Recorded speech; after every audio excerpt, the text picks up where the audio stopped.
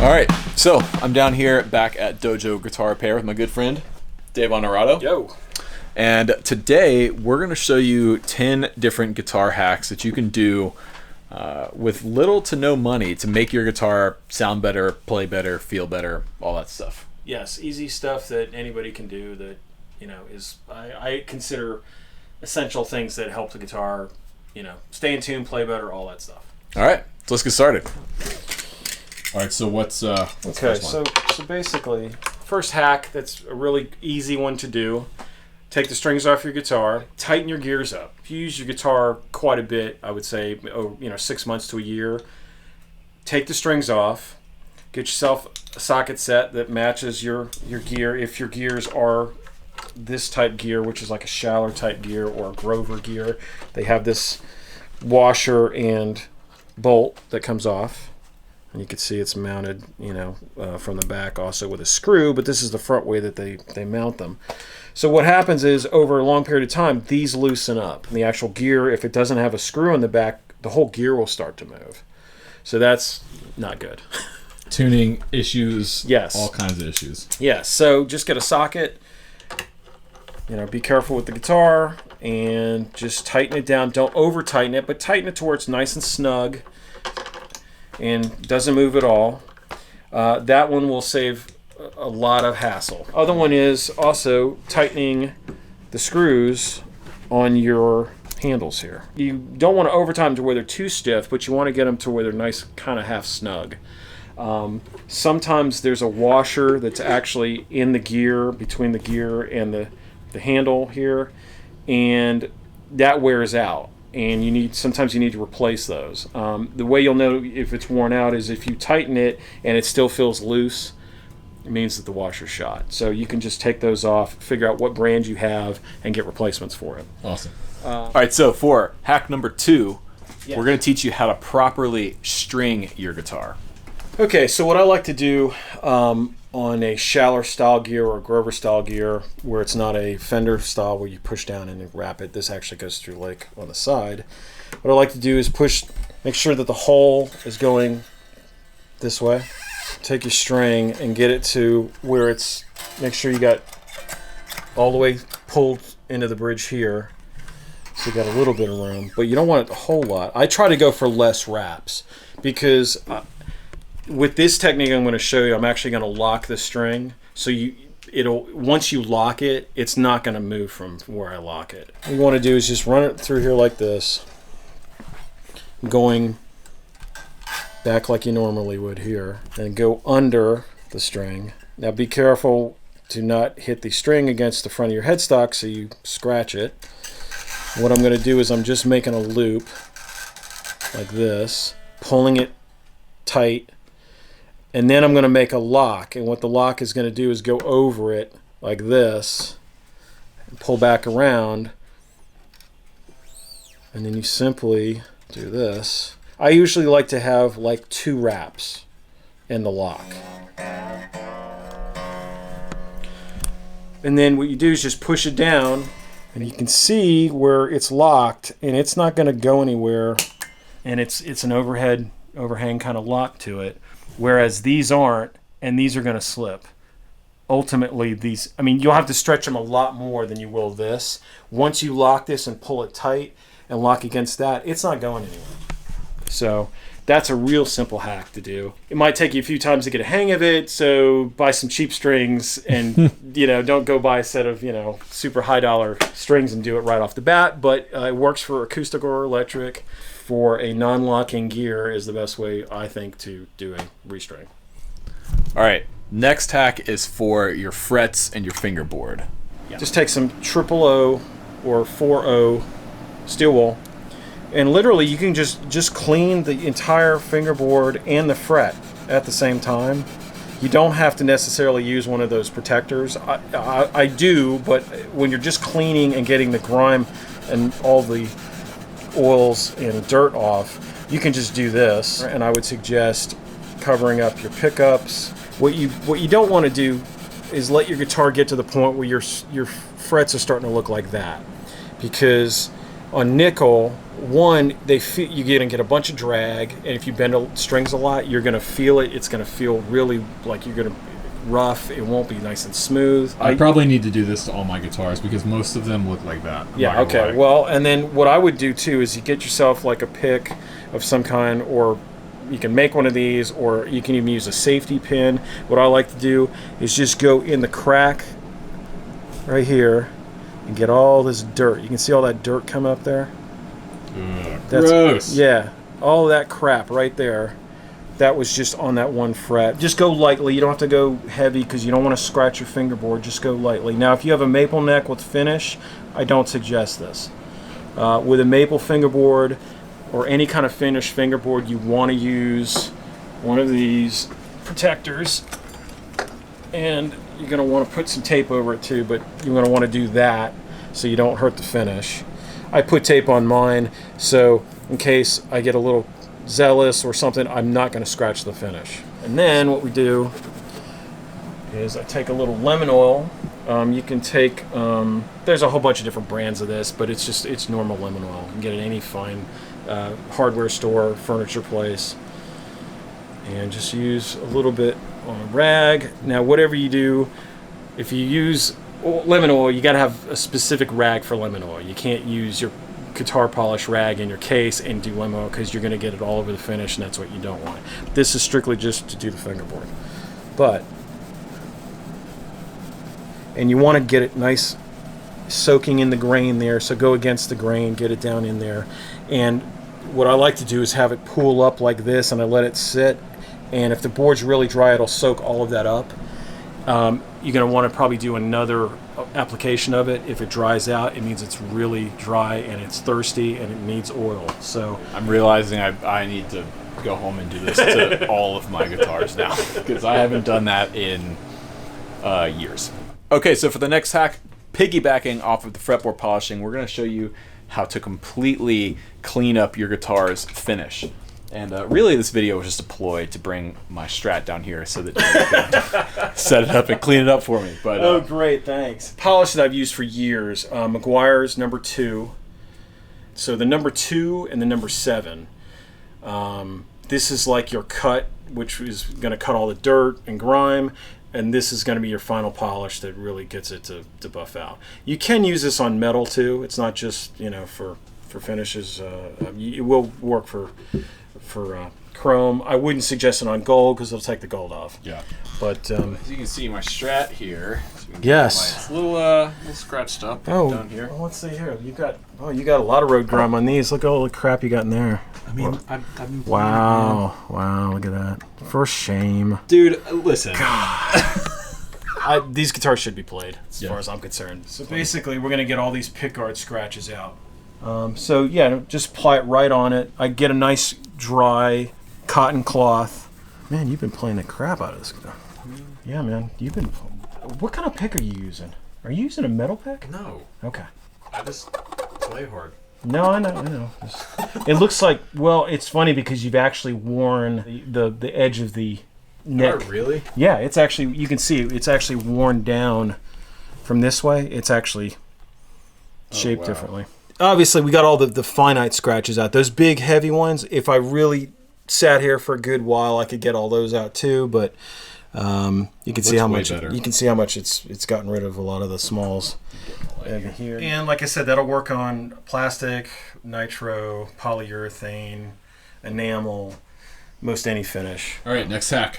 Basically, what we're going to do is you got a dirty pot, and it's all scratchy, and you got some drag in it. You can hear it. Oh yeah. So it needs to be. And I do this with pots that need to be sprayed out because they're dirty and not working. And I also do it with new pots that are stiff and really hard to turn. They use a grease inside of these pots. Some depending on the quality of the pot. If you spray Deoxit or another type cleaner into it, you can get them to feel really smooth. And you'll hear it. You won't be as loud too. So, yeah. What you want to do is basically open your guitar up or take the pickguard off, and be careful not to break any wires. And really, what you want to do, you see how there's a slot in the top of these pots. Yep. What you want to do is take the Deoxit and just get in that crevice and not go crazy with it, but just hit it like that. And don't worry about the excess because it'll actually just vaporize here. But keep the pot like flush like this on top, and then flip it upside down because the stuff will move around in the pot, and it kind of mixes with the grease. And like already this pot is way faster than it was. And you can do this with your switches too, your 5-way switch, 3-way switch. You want to get any contact points where metal and metal is contact or has a contact. So this will be available in the link. Yeah, Deoxit. In the description below. It will be an affiliate link. You can use that for guitars, amps, pedals, everything. Yeah. So it's great stuff. In fact, I have some preamps at home that have some really scratchy pots that I'm gonna hit. That's a must-have on the road. I don't go out on the road without having a can of this, without a doubt. All right, so the next hack is for you Strat players or Fender style tremolo bridge players out there who are having trouble breaking strings at the bridge. Big problems with Strat bridges typically that I see. The break angle where the string goes over the saddle, right there, and also right there. Typically they break right there. If you got a burr here on the saddle, it'll catch and it'll cut the string. It'll also cut the string right when it goes over the saddle there. Another trick that I learned years ago from Cesar Diaz, who was a good friend of my dad's and me, he would take string tubing and he would actually put this over the string and have it come through the bridge all the way up to where that break angle is, so that the tubing would actually cover the string and it wouldn't dig into the saddle as much.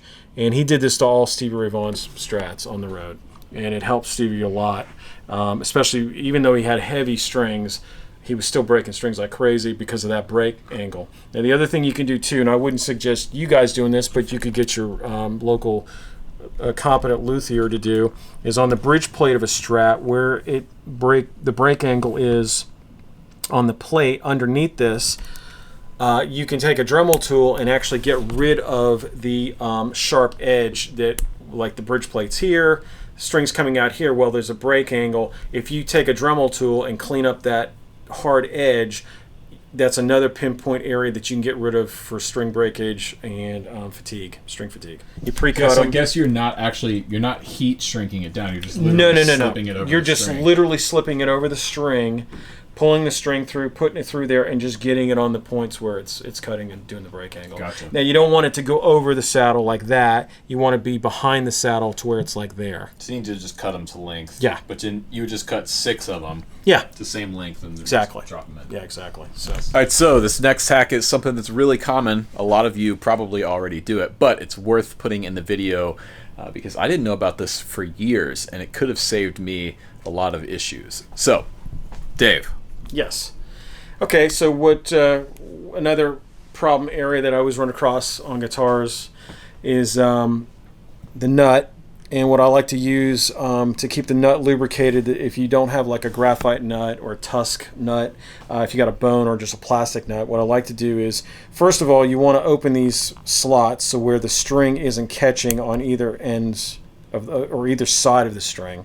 So you want to open the top up, and then you want to take pencil lead and just put it right down in the slot. And sometimes what I like to do is take a blade and just scrape a bunch of graphite off the pencil into a little pan, and I mix it with oil, just a normal 3-in-1 oil. So it's like graphite and oil together. Then I put it down in the slot, and what I like to do is run the string in there a few times, get it really lubricated up, go back, clean the excess off, and then reapply it one more time and let it soak in there. And that works really good, and just do that every string change, and it works really well. You can also use gun oil. The stuff that you can clean a gun with works really well for lubricating a nut on a guitar. If you got a lot of dirt and junk down in the nut, take a little 600 sandpaper, just hold it and cut it in half, go back through the slot like this, and just clean all the junk out of it and get it clean, and then you can apply your graphite and your oil. All right, so this next hack is for removing the knobs on your guitars. I have screwed this up so many times, and broken knobs or broken the shank on my pots doing this. I see hundreds of these a year. Okay, so you want to change your knobs, make them look cool. You want to like spray your pots out, or like in this case, what we're doing, there's actually plastic film from the pick guard still under these knobs, and we want to get rid of that. So this is a cool little tool that you can get from StewMac. It's like literally $5-6, and it's one of the greatest inventions ever. And I highly suggest every guitar player buy one of these. What this is a knob puller, and it's really easy to do this. You just take this thing, you slide this 2 ends under the knob, then you push this little ring down, get a good grip of it, and just lightly pull on the knob. It comes right off without screwing your knob up or screwing the pick guard up. And you can see all this plastic we got to get rid of here. Man, that's original. Maybe we shouldn't... Yeah. Oh, wait, it's dropped it. You know, I see so many guys come in with guitars that have, and girls, with pots that they've tried to get the knob off, and they've taken a flathead screwdriver or something, and one dug right into the pick guard and made big old gashes in the pick guard. Then they also get up under there, and sometimes you can either break the post on the split shaft because the knob doesn't want to come off, so it breaks. Done that. Or if you pull hard enough on one of these knobs or on one of these pots, you can actually pull this shaft right out of the pot. So to avoid that, get one of these. These are amazing little tools, and they're great. And they go right on, and it doesn't matter whether it's Gibson, Fender, any knob. It works great. Look at that. And these will save not only your hands, but a lot of money in changing pots out and busted knobs. Real cheap little hack that you can do. If you got a loose input jack or an input jack that keeps loosening up on you, simply get a lock washer, put the lock washer on the inside of the input jack, mount it to wherever you're going to mount, and then put your washer over the top and then your nut. And what the lock washer is going to do is going to make that nut spin. And once you lock it down, if you do it right, real nice and tight, it's not going to go anywhere. Yeah, and that one actually works for amps too. I have had that happen to me on a gig where I went to plug my cable into my amp, and the input jack literally came unthreaded and fell inside the chassis of the amp. And you want to talk about a what am I going to do moment when you have no input jack into your amp? That was so I went through and replaced them with lock washers after that happened. All right, last hack. So what I get a lot of people in my shop about is they have guitars that they have had in storage a long time. And by long time, I mean maybe over 6 months. There's a few ways to store a guitar, and it's real easy, and it doesn't take much, and you can really save the guitar if you do these small steps. If you're not going to play, if you have an acoustic guitar, keep it in a central closet that isn't too hot, isn't too cold, doesn't have drastic temperature changes. If you know you're going to have the guitar stored, I would say, over 6 months, slack the strings, I would say at least 1 or 2 pitches down, so there's less tension on the bridge and on the neck. It's less susceptible to the neck warping and the bridge pulling on your guitar, or cracking the top from too much tension. I would also suggest getting a humidifier or dehumidifier, a little pouch that D'Addario makes, that they make a good one, and you just simply put it in your case. It keeps it nice and regulated for acoustic guitars. For electrics, pretty much the same kind of applies. And I learned the hard way, another one, that if you have a nitro painted guitar and it's perfectly, wonderfully brand new, do not go from a hot to a cold, or from a cold to a hot. So what I'm saying is, don't leave it in your car, bring it inside, then instantly open the case from like hot to cold or cold to hot, because you will completely check the finish. And while some people really dig that, some people won't dig that. And I've done that by accident. And it was actually a really nice 56 Strat that I had. And it was perfect. And I checked it, and I didn't want to check it. The way you can get around that not happening is basically bring the case in and let it sit for like at least 4 or 5 hours, and let that case get acclimated to the same temperature inside. And all you have to do is simply feel the case. If the case is still cold, don't open it. Polyurethane doesn't do that, so you don't have to worry about polyurethane. But nitro finishes, it will crack and totally spider and instantly. All right, so those are 10 or more easy guitar hacks you can do to make your guitar play better, feel better, sound better, all that stuff. Huge thanks to Dave Onorato. Follow him on Instagram at Dojo Guitar Repair. He's posting this kind of stuff all the time. Yeah. And he's a hell of a guitar player too. So he's thanks. So yeah. Also, if you're in the Atlanta area and you need some guitar work done, this is my guy. Yeah, give me a call. Yeah, he does everything. So, and if you're watching this at some point in the future, there's probably some kind of Dojo YouTube channel out there which you should subscribe to. And T-shirts. Yeah, so Merch. that's not happening yet, but but it's happening. Actually, I'm pushing him into doing it, and by saying it on this video. Yes. Yes. Yeah, so it's out there in the public now. Comment on his Instagram, comment on this video, tell him how bad you want him to be on YouTube, sharing this kind of information every day. Well, not every day, that'd be a lot of videos. Every week, we'll say. Yeah. I'm committing you to a lot. Anyways. I was going to say, well, who's doing all this work? Because it's not you. Thanks, everyone, for watching. Please subscribe if you haven't done already. Check out links to the green room. I will also have links to everything we talked about in today's video down below. Those will probably be Amazon affiliate links. So if you buy through that, I'll get a small commission, which helps me out making the videos. So anyways, thanks for watching, and I'll catch you guys on the next one.